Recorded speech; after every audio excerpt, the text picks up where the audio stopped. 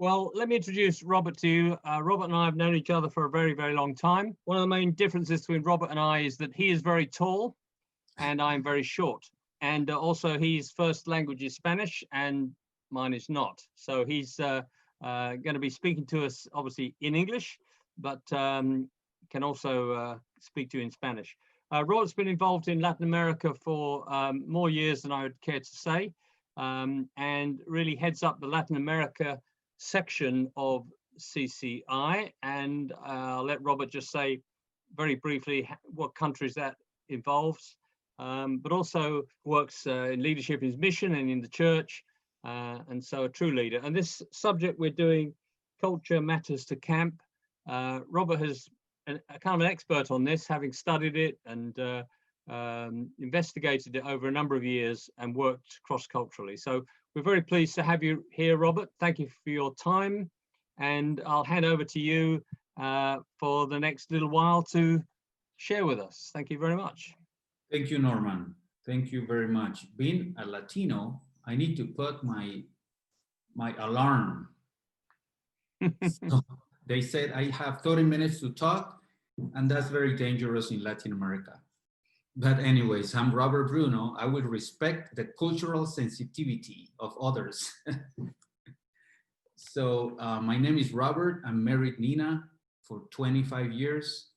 I've been serving Christian camping for 30 years, but in CCI for 20 years and 5 years before with the board of CCI Latin America. And I was the camp director for 2 camps, one in Panama and one in Costa Rica for a few years. And now I am in Colombia, in Medellin, Colombia.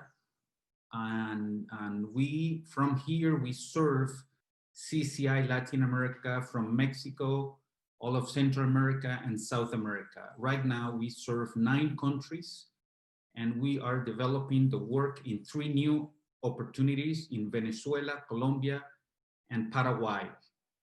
And we are developing and creating a pioneer plan or pioneer program where Latinos can serve as missionaries with CCI in different parts of Latin America as missionaries.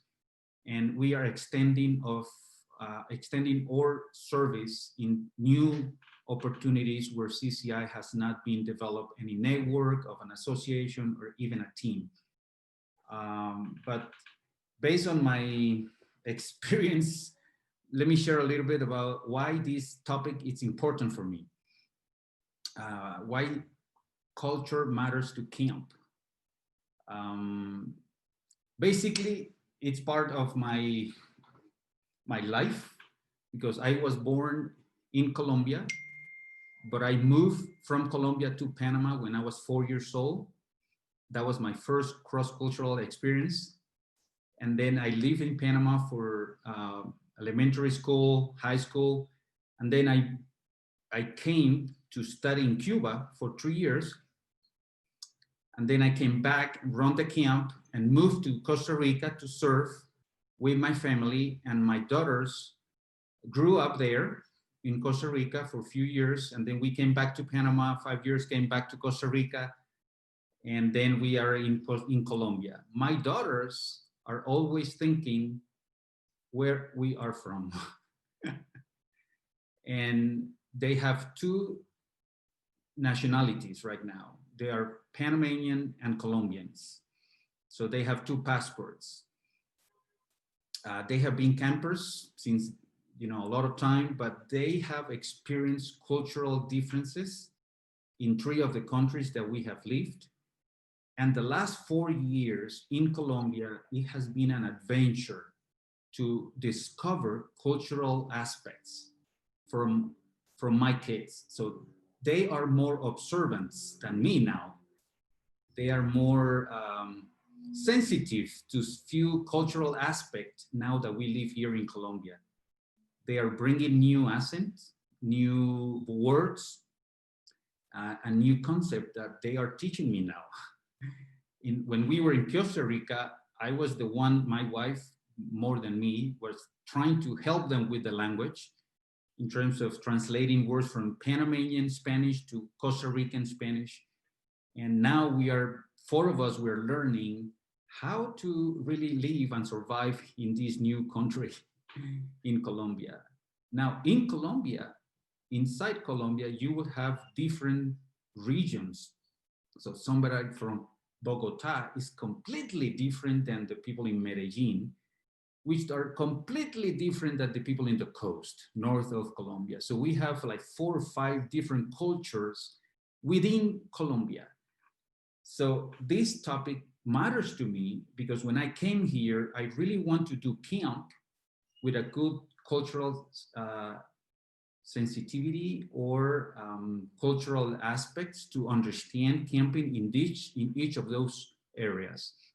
So based on my experience with moving from country to country and leading Christian camping for 20 years, I decided that it would be good for me to study something about culture so I can do a better job leading Latin America.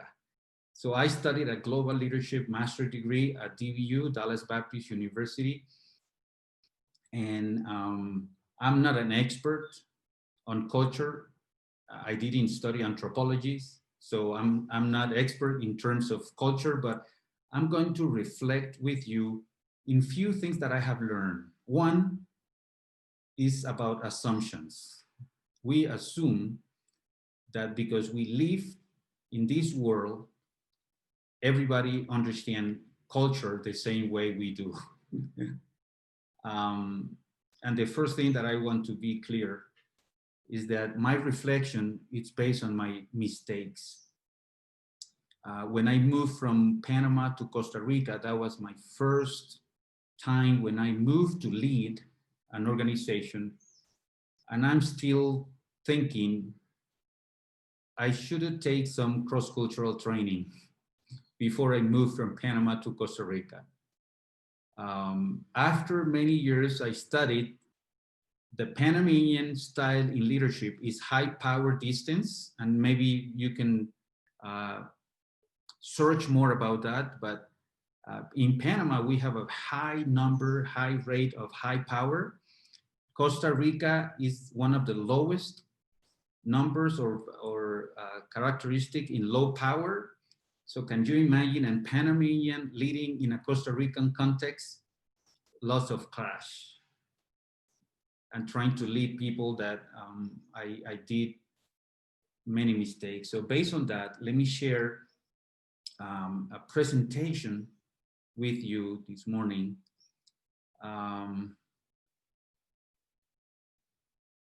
Let me start with this so we can laugh a little bit. You can find the same kind of pictures in Colombia. So those are not taken here. It was based on one of our missionaries in Asia, but you will see some of these in Colombia as well. I don't know if you are experiencing some differences there. You might find those things happening. We have a lot of motorcycles in Medellin. And this is the way to transport things. You know, this is the way that we transport animals and objects. I was sharing this with few people and they say, well, that's not allowed to do it in my country.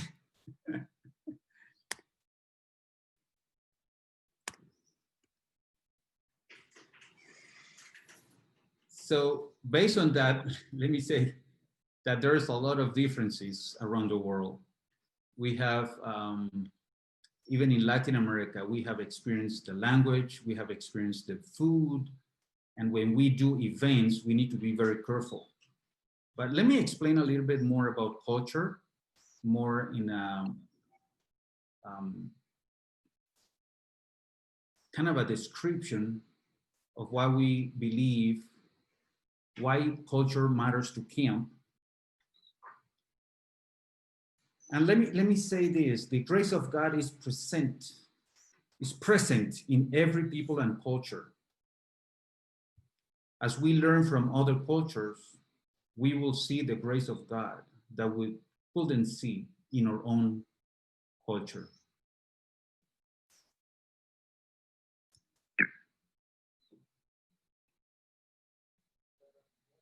And also culture matters to Cam because what I've learned and I have experienced is because culture matters to God. We see cultural elements in Genesis 1 or 2 when he developed family, work, language, recreation, and we can see the difference between roles, responsibilities, culturally speaking, task versus people orientation, communication, direct or indirect, or time versus events. And we see those things happening since the creation. Because God's redemptive plan is to redeem all culture and develop one body. As you have read in scripture, the issues with the Gentiles and the Jewish, and all the New Testament is full of working to unite all the cultures in one body of Christ. And Jesus came within a cultural context, but he also understood cultural barriers to show grace and salvation. For instance, the Samaritan woman, that was an experience that it was immersed the cultural aspects, and Jesus used that context to show grace and also salvation. So I think those are areas where we believe God is also involved in why culture matters, because it matters to him. Now, we have some, let me move this, or challenge. We have some challenges. And I'm going to explain a little bit more about this with my experience. Today, generations of leaders in global church must learn new skills and be willing to discard some of the styles that made them so effective in monocultural leadership that come from Jim Pluteman. In my case, that was one of my learning and my moments of learning more about Latin America. It was, I came with my monocultural leadership style from Panama, moved to another country at trying to impose some style of leadership, tried to communicate directly in a culture that is not direct, was trying to create an image where in the other culture, image is nothing, because it's not important. And then I think that's a challenge when we work with leaders right now. Many individuals and organizations remain unaware of cultural leadership differences, often leading to confusion and bitter understanding. I still have those experiences with people in Colombia 4 years ago where I create a lot of confusion because I have no cultural sensitivity to ask for things or to create an environment of trust. And I have read a book, something like this. I know you are looking, but it's Dwayne Elmer talk about cross-cultural connection and cross-cultural servanthood. There's 2 books. And the basic of these 2 books says, when you go to another country, even for teaching few days, don't say you are going to serve, because serve in another country might imply that you are going to lead. Because of their experience, for some foreign people that save themselves, I'm here to serve. Sometimes the assumption is that you're going to take the leadership. And so it's better to wait until they say, okay, come and serve, but you're going to be waiting for them to invite you to serve while you observe. In 1989, 88, 98, it was a very interesting debate arose over the nature of culture. And it's culture inherently neutral, it's good, or it's inherently evil. And I'm not going to start or open this debate. We don't have time for that, but that's a good discussion. And maybe that would be a great time to discuss with your team or with people that you are training in terms of cross-cultural leadership. But there are few options depending on your observation. For those who believe that culture is neutral, there is good and bad in every culture. And there are developments continually going on in every culture, which may be either creative or destructive. But in high view of culture, all cultures can adequately serve as vehicles for the communication of the gospel. But the low view of culture says that culture does not make someone to sin, that it may provide a setting for the reason to sin. So in my question for you, maybe you can write the answer in the chat. What do you believe? Maybe we're not going to answer all of them, but what do you think is your personal view of culture? It's neutral, it's a high view or low view. It's cultural, relevant to our ministry, it's relevant to our work.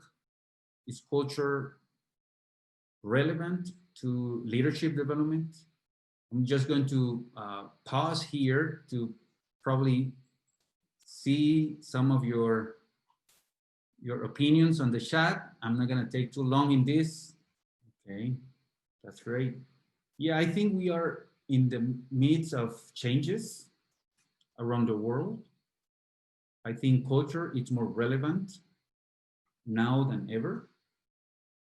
There is a growth of global Christianity. Hundreds of millions of persons, especially from Africa, Asia, and Latin America, have been welcomed into 10,000 of new congregations around the world. So it's changing the face of Christianity around the world. It comes from global church planting. The new shape of world Christianity offers a mosaic of many, many varieties of local beliefs and practices. Immigration, the modern media, global trade, and ease of contemporary travel have steered this measure. It comes from Mark Knoll in The New Shape of Christianity. And I have a statement from Liz Anderson. As the world continues to globalize its business, leadership development will continue to be a pressing need in the cross-cultural situations. The ease of travel and advances in communication technology will continue to facilitate an exchange of ideas. So what I'm going to do is to probably move to what culture is. And I put the big word assumptions, but then I said, those are beliefs and practices that are built upon implicit assumptions. And then it's a collective programming of the people in that environment. And this is what I have developed. I love this translation from Paul's perspective on cultural experience. I like that, the end.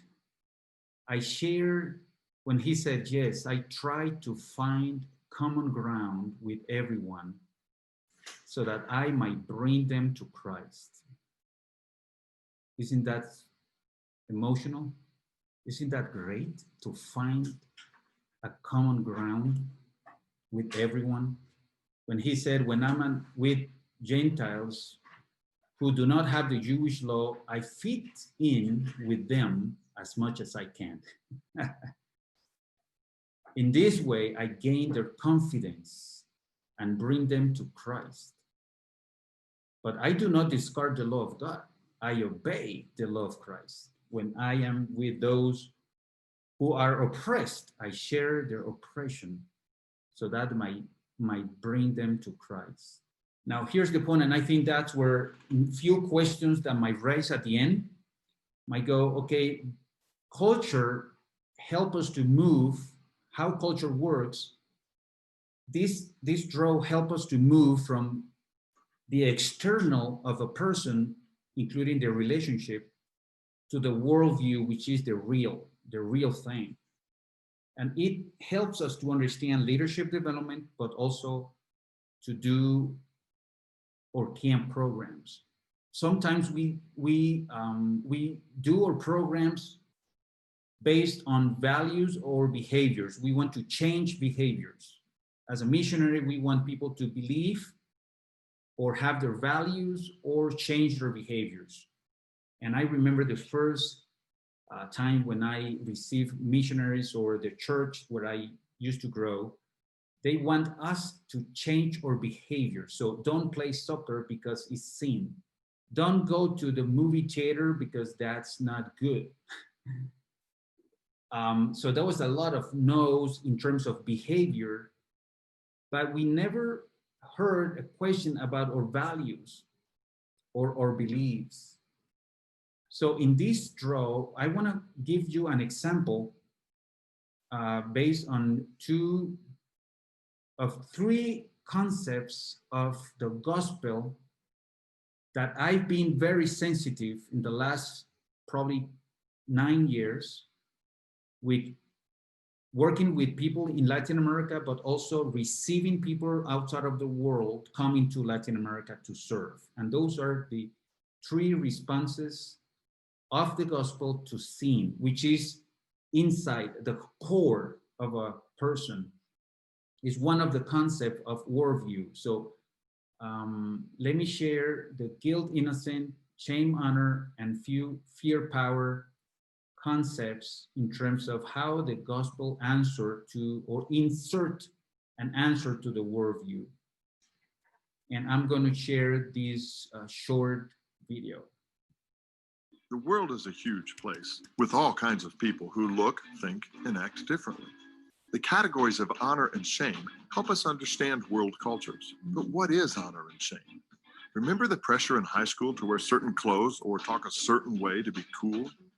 Honor is when others respect you for observing group expectations, and shame is when people scorn you for being inadequate. Recall Job. He was an esteemed person, but after he lost everything, he lamented, "My friends forgot me. I'm a stench to my own family. Even young children despise me. God has stripped my glory from me." That's shame, when the community rejects you as worthless. And remember, cultures use many words to talk about honor, like glory, face, name, or dignity. Guilt-based cultures in the West appeal to laws and justice to define morality, but shame-based cultures in the East rely upon relationships and reputation to guide behavior. So think of honor and shame as a social credit rating. Since relationships and family are so important, your most valuable asset is your reputation in the community. Avoiding shame and acquiring honor is the operating system behind everyday life in non-Western cultures. That's why honor-shame cultures speak indirectly. To preserve face and harmony, talking directly can be offensive, so use words to communicate honor, not just ideas. Honor-shame cultures also focus on events because gatherings confirm group identity. Starting on time without someone means they are not important to the group. Honor-shame cultures are also collectivistic, so what one person does affects the entire community. People get their identity from the group, not individual accomplishment. Finally, honor-shame groups are incredibly hospitable because sharing food together means community and acceptance. If honor and shame are driving forces in most cultures, what does the Bible say about honor and shame? Well, a lot. Do not fear, for you will not be ashamed. Do not be discouraged, for you will not suffer disgrace. My salvation and my honor depend on God.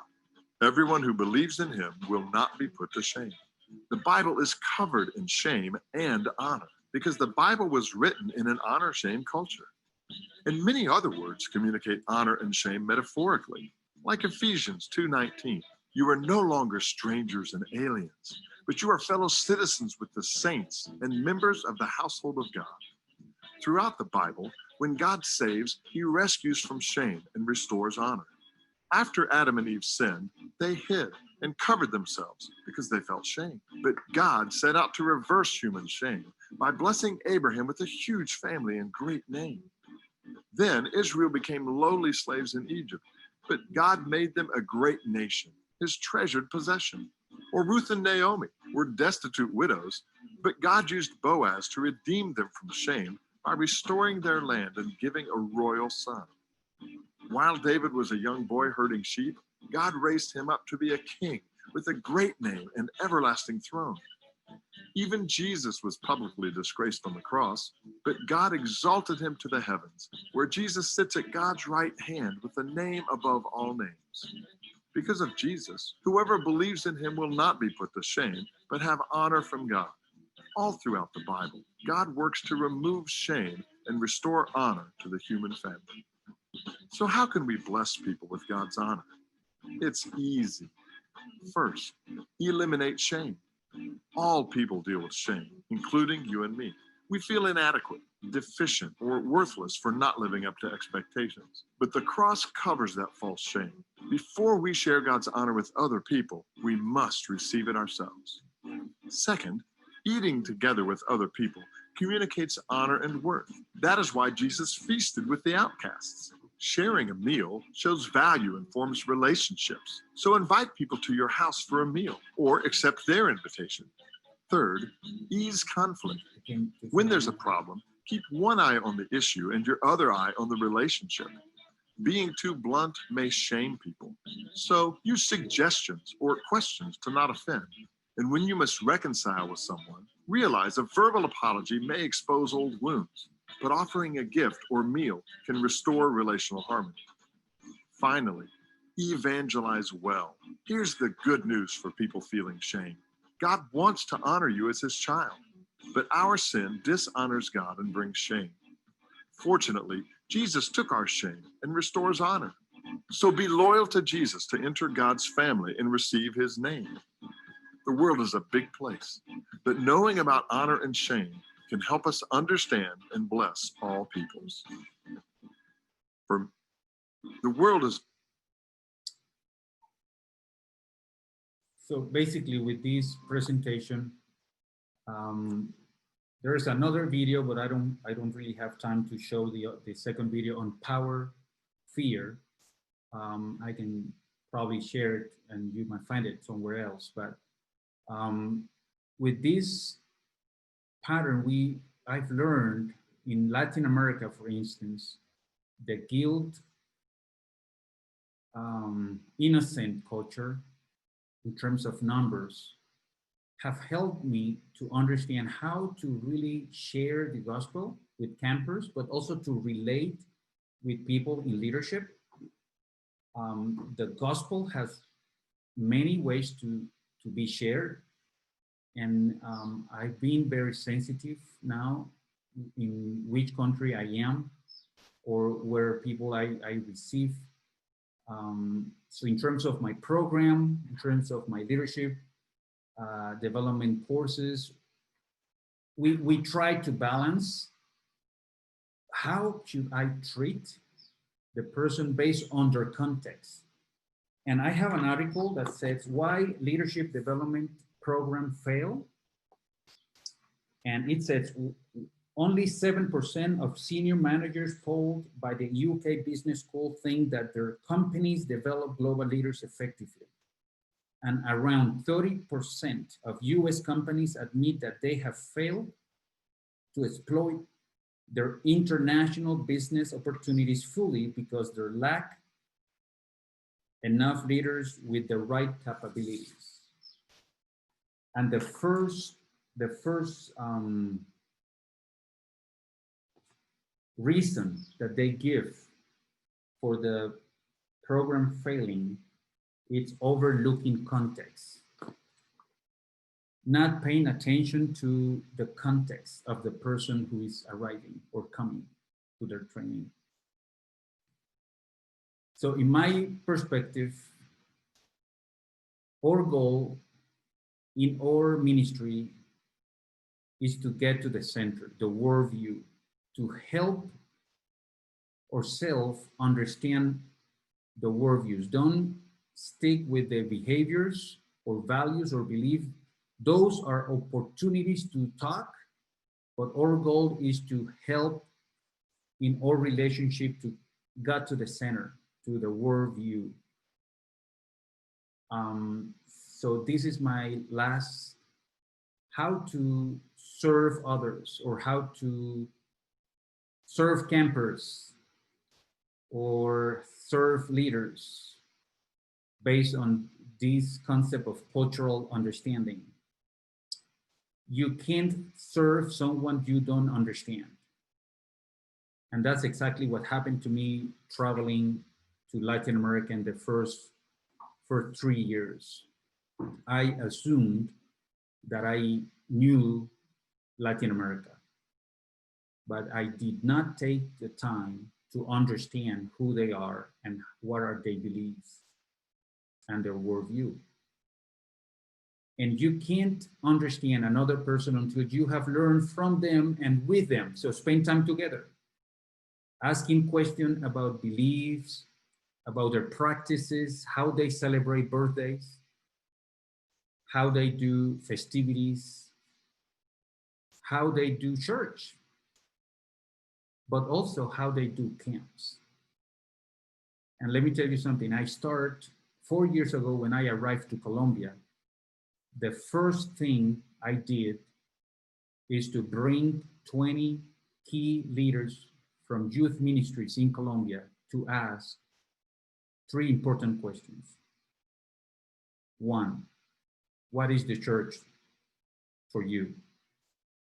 Is church relevant in your ministry? The second question, what is camp for you?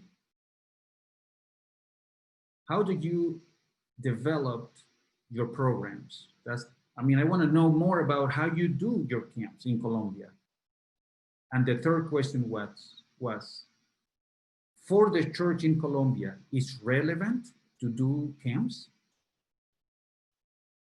And based on that consultation, I start to understand more and more how should I connect with the Colombian leaders. You can't learn from another person until you have built trust with them. You can build trust with another person until they feel like they have been accepted by you. And you can't communicate value and esteem to others unless they feel welcome into your presence. And it requires that you are willing to step out of your comfort zone to initiate a relationship in a context of cultural differences.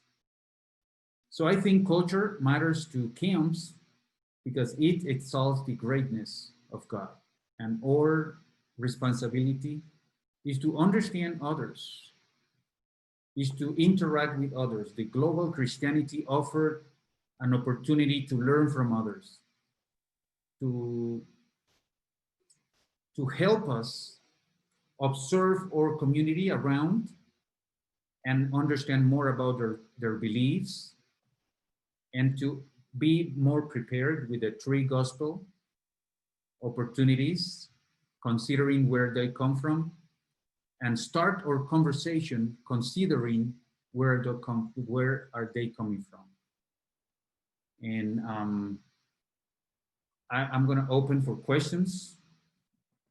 If I don't have the answer, I'm going to invite probably Norman. You can help us with some of the answers.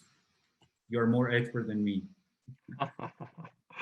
Well, sure. Thank you so much, Robert. And you've opened the subject up for us, and we realize the challenge of just scratching the surface, really, of this subject. And we hope there'll be an opportunity to follow this up, perhaps if there's more interest in this in another time. But yeah, we had a question earlier on at the beginning from Bruce. Bruce, would you like to just say your question again about the working in the city? Yeah, just I was thinking about our culture in particular in Ontario, Canada. Here we live really close to Toronto, and it is incredibly multicultural. So my question really focuses on what are some strategies that we can use to reach across all cultures at the same time when you have so many of them, and is that even possible? That's a good question, Bruce. That's a great question. I would say I don't have an answer. If it's possible, I haven't lived in a multicultural more than in Panama City, which is a very multicultural city. But I think one of the strategies that we have done in Panama is to create a program that facilitates not the content of the gospel, but the experience of the gospel in terms of the message. Trying not to explain the gospel, but to create opportunities to model it. And I'm very aware of, like, in Panama, we have a big and a large Chinese community, Muslim community, European, and Jewish. Not all of them mix together to come to our camps, but there's one school that have most of them mixed in their same, it's a Methodist school.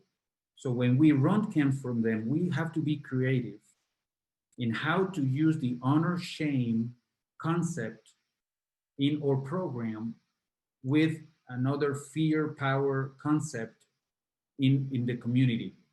So those three elements, I mean, basically honor shame and fear power, are very, very strong in our service in camping, because people came from India, from Asia, and they're very sensitive to the honor shame. And I think it's, our strategy have been to not to preach it only, but to model it in the way that we run our program, and mix and ask questions, and probably to develop that sense of we are, I know camp develop relationships naturally. It's part of camping. It's part of what we do. Relationship is basically the foundation of camping. And in small groups, or when they assign tasks, but I think to mix them and make them do things together, that helps if we model the approach with each camper.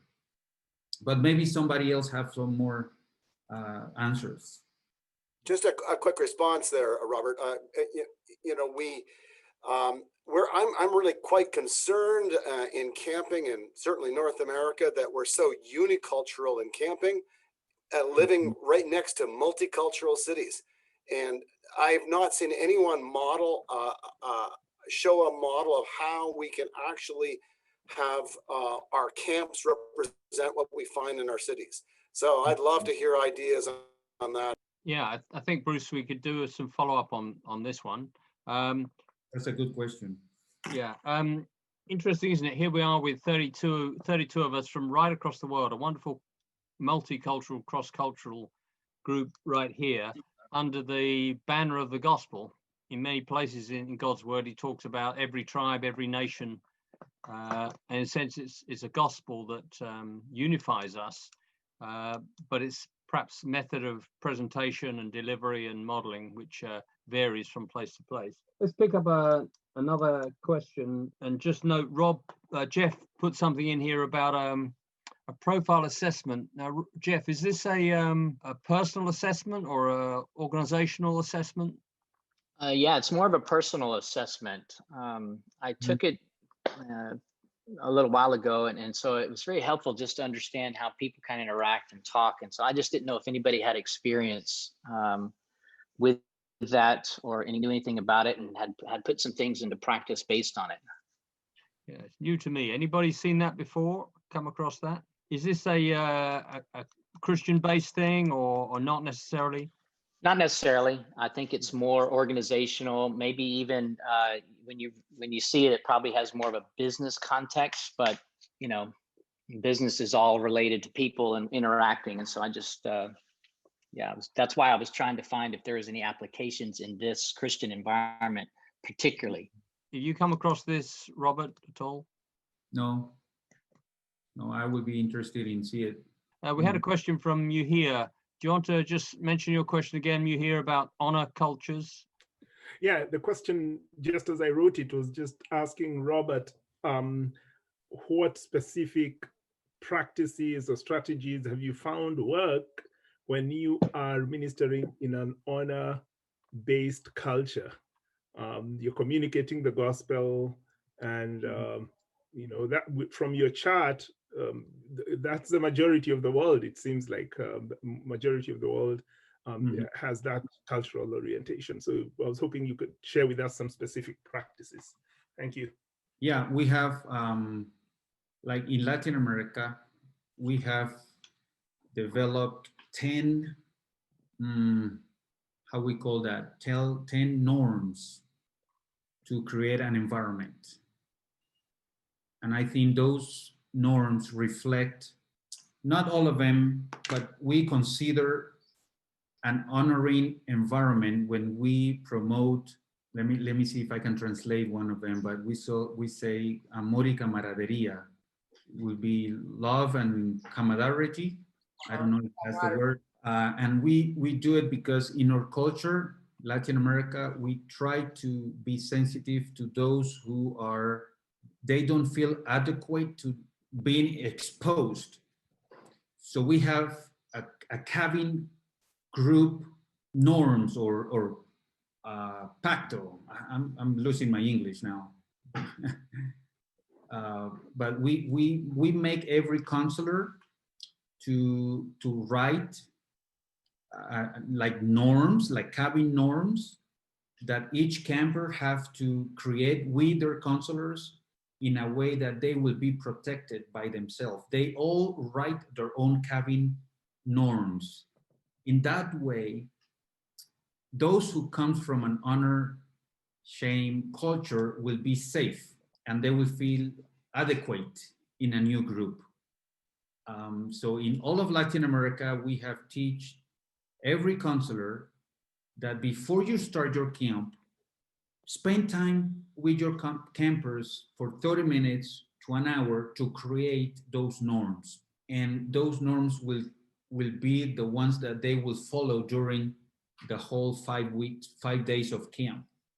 And if they if they didn't follow the norms, they will be covered by the cabin, but also they have to pay or reconcile or do something with the group in terms of recovering honoring or honor. So that's one of the activities that we do, like very direct, considering the honor shame culture. Another point that here we are, as I said, we're a wonderful cross-cultural group under the banner of the gospel. And if you're finding, say, in response maybe to Bruce's challenge, you're working with a group or a new group where you're finding, actually, this is a culture I don't really understand. It's quite likely that there's somebody in CCI who is from that culture, who you could just call up and say, hey, you got any thoughts on this? Any advice for us? But I think sharing experiences would be very valuable on that. Any other particular questions for Robert while we've got him on tap? Probably I would like to ask a question for the group. If they see culture important in camping, after this presentation in terms of leadership development, the worldview aspect of it, the treaty gospel, the new shape of Christianity being very multicultural now, and those approach to camping, will these type of conversation on culture helps? It's relevant for the camping ministry? The other question really also is there a culture of camp worldwide? Or in fact, sometimes it's possible to try and export a culture from, export camping style, camping culture from one culture and then try and embed it in the other. And that's where often we fail because we're trying to bring something from an alternate culture. Yeah, what's your thought about culture now you've heard about this from Robert? Yeah, I'd like to respond. Yeah, from my point of view, you probably saw me, I put in the comment there, I've helped establish and taken a camp culture that we have here in the States, and we've been able to transplant it or give it away to 14 different countries. And that's why I'm really interested in this topic. because I'm dealing with so many cultures. And I think one of the things that you brought out that to me was very pertinent and very relatable was the whole idea of experience versus explain. I think the truth is any of us could go out and do a camp and boom, it'd be great. Kids would have fun and, we could put on activities and that. But what we all want is we want a successful camp. We want a camp that's going to reach the heart of people. We want a camp that's going to last a long time. And it's also going to basically transfer love from one heart to another heart so that these kids feel and see God. And so I think the idea of me coming in and understanding culture on a level so that I can speak with words that they will hear, that I can communicate in a manner in which will be digestible to them. That's how I'm going to get to the heart. And so one of the things that I'm trying to teach our counselors, our trainers, and camp directors around the world is really being able to explain the gospel by my life and modeling it. It really forces me to understand the culture in which I'm about to go in. And so I really appreciated that. And so that's why I think this is a very relevant topic. I love the way you phrase that, experience versus explain. Can I just bring in Richard Thompson here? Just put a comment on the chat. It's Richard, you've come from one culture to another culture to run in Doboloba. What are your experiences in that? Yeah, thanks, Norman. I was just reflecting a little bit there as I think as Jeff was talking as well. We've had in an African culture, I think on camp programs as well, something which could be relevant for others is, the sort of resources that we use in a way we communicate the gospel to young people. You might have an amazing, we've used it before, made lots of mistakes, sort of amazing, often American videos, gospel presentations.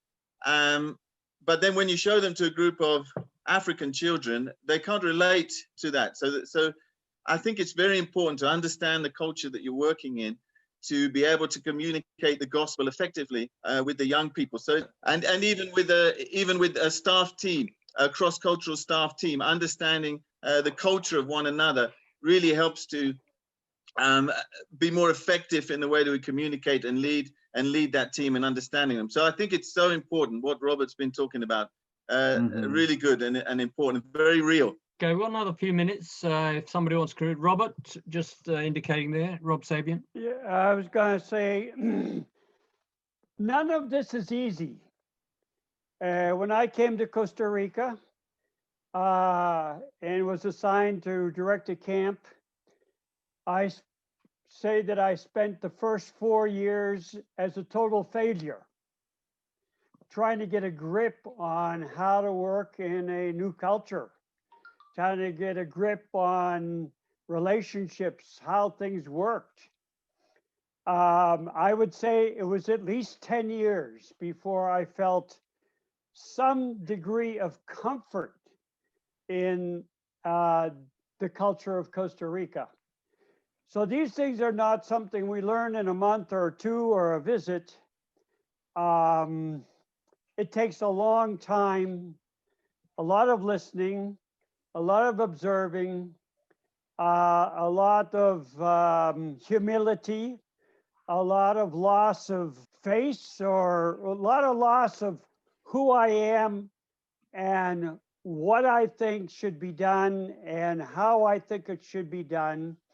And there's this constant process of losing certain things which are, you think are your convictions about how to do things. I guess if you're not ready to be constantly open to losing what you want to hold on to and being able to shift into another mode or mold of how the culture operates, it'll be very, very difficult to make those changes. But it took me a long, long time. Thank you, Robert. Yeah. No, I think that the other approach is when you are in your own country, the difference between both of our experience, it's when you go to another country and serve, you need to be very sensitive to the other country. But when you are in your own country, you also need to have some cultural concepts or tools in order to reach people that are not from your own culture, because the world is changing and our camp programs have to be more adaptable, and we have to be more interested in reaching people that are not from our own culture, because that's going to be the end of 20 years, 30 years. We will have staff, which we already have in Latin America, that come from different countries, and we need to be sensitive to those differences when we train our staff. Maybe we have people in your staff, in your own camp, that come from Latin America, come from Asia, come from Africa. I mean, you need to be like learning how they do this training in their own country in order to be sensitive for them. And let me give you an experience.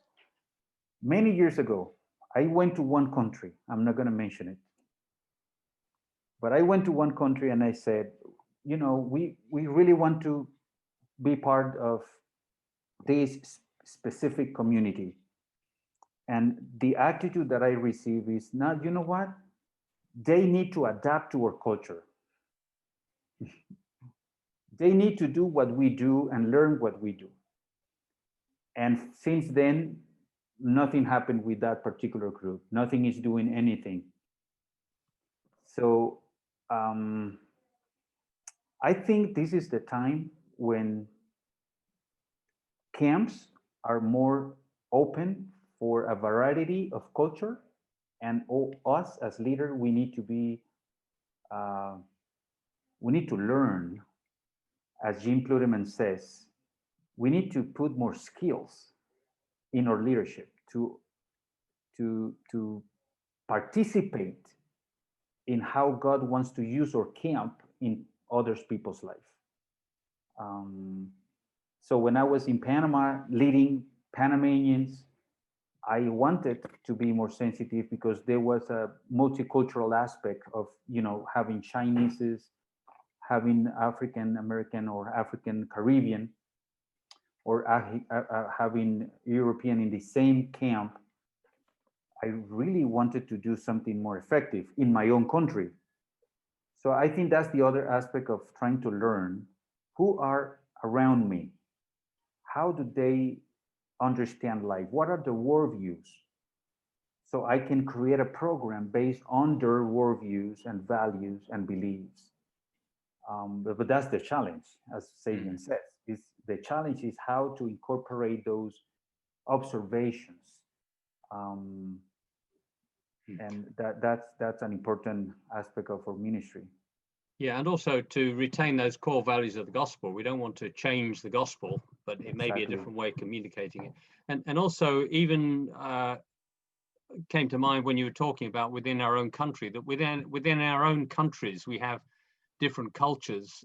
We talk a lot about youth culture, and I think I'm down with the kids and cool, but actually now 50 years away from them, I'm not really quite sure how they think and what some of those issues. So I think we've got generational cultures too in that. So we've just got a few minutes of the official time left. If anyone wants to ask another question.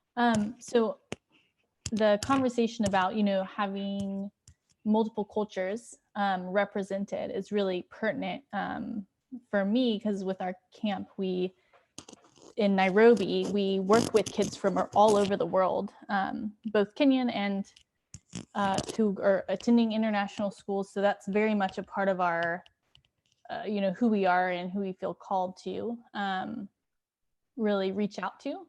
But one of the things that in recent years, I think we're learning, we're sort of catching up with, we can't just, we don't just naturally know the cultural expectations, and our staff don't coming in from various places don't naturally know how to necessarily how to listen and observe and learn about those cultural differences to apply them. So I was specifically curious if anyone had, or if you've used certain resources in training staff, because it really starts with that. I mean, for us personally, growing as leaders of organizations, but then also training our staff. A couple people mentioned that.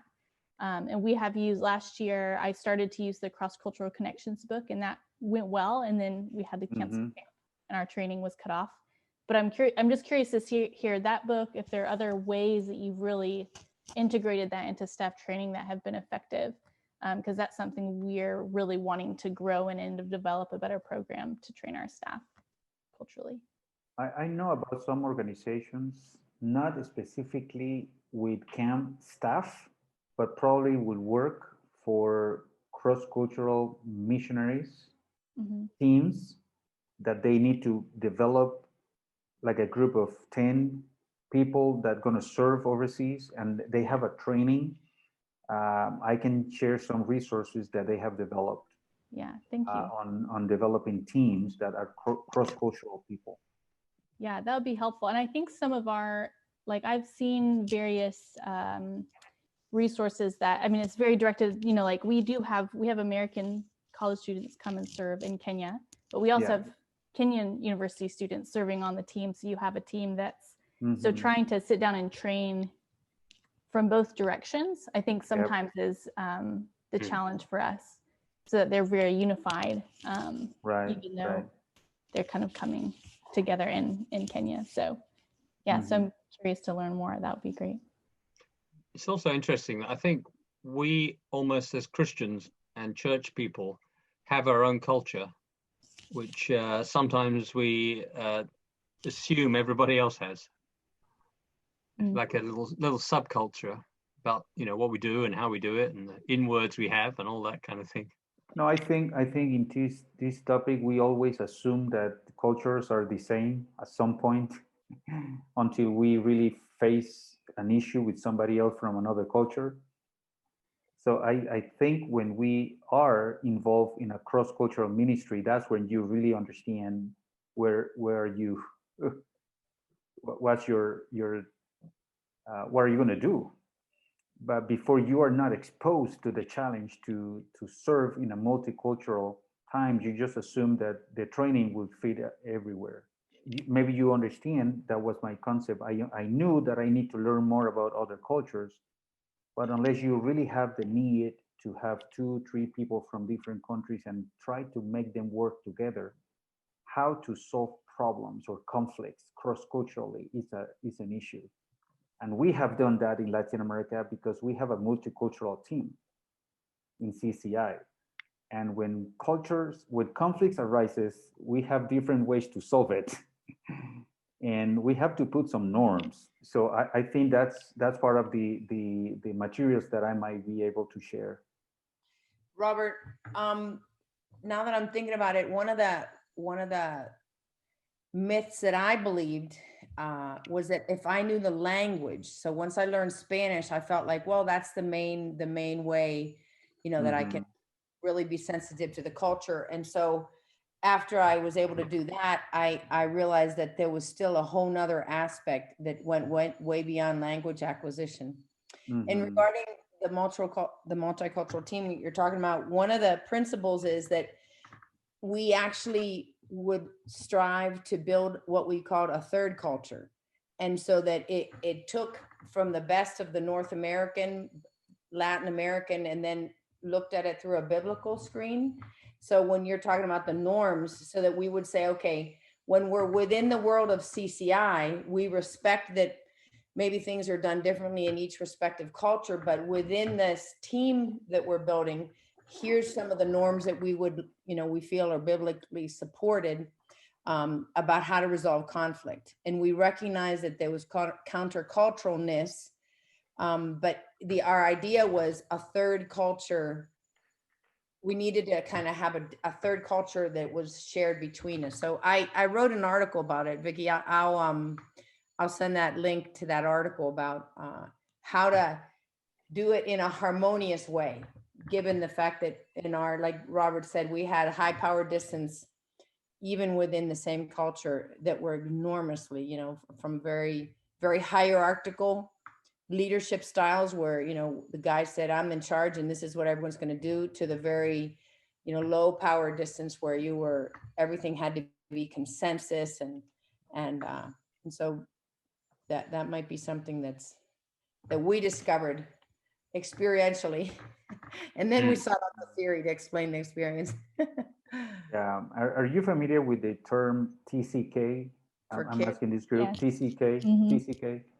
It Yeah. is what they call, it might impact the idea of campers and why, how to serve campers. TCK is named for third culture kids. And it means that the parents were from one country and they moved to another country. So the kids have to create their own concept of culture, mixing two different cultures, and they create their own. So they are called TCKs. And right now, let me tell you, because of mobilization of the Christian world, and not because of missions, basically because of business, a lot of our campers comes from a TCK perspective. And we are receiving campers that have been grown up in Africa, but they are living in other country. And this is a good book that I read with my family. 50 pieces. I can share the screen later, but I don't know if you can read it here.